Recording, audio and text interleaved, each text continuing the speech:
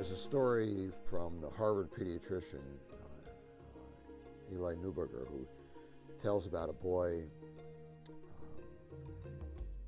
Pascal, who when he was a high school senior was on the wrestling team.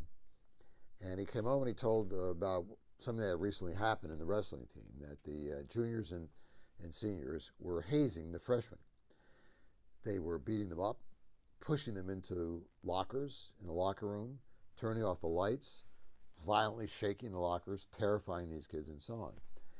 And Pascal went to one of the ringleaders who was doing this and said, the hazing is not a good idea. Kids are quitting the team. And the guy called them names, but for a while the hazing stopped. And then it started again. And Pascal went up to the ringleader and he said, if you're going to hurt these kids, you're going to have to hurt me first.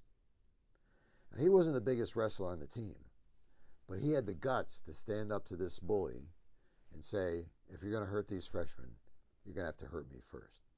And the kid backed off. Because really bullies under the skin are cowards. They don't want a showdown. Now you might wonder, where did that kid, as a high school senior, get the guts to do that? And turned out, this particular Harvard pediatrician tells the story, when he was 7, there was a boy named Joshua at his school who was being picked on by other kids. Joshua didn't smell all that great. He sort of stuttered. He was kind of slow physically, and the other kids just picked him out as a target for persecution. And at first, Pascal, a second grader like these other kids, didn't do anything. As the other kids teased Joshua, as they pushed him, they tripped him on the playground, and so on. But then the other kids started to throw rocks at Joshua, and this really made Pascal uncomfortable. And he came home and he told his parents about it.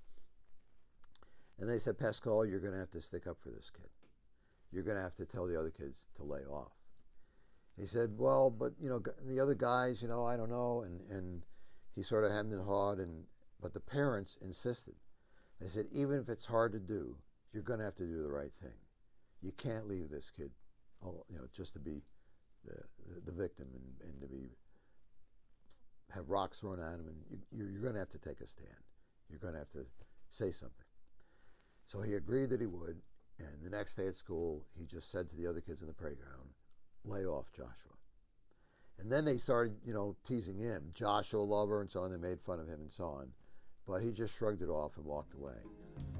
And they stopped picking on Joshua. And the moral of the story there is severalfold. First of all, the roots of the moral courage he had on the wrestling team had their origin in childhood. And that he intervened then, and that was a formative experience in his own character. He learned to take a stand for another kid. And he did it because his parents insisted that he take a stand, insisted that he do the right thing.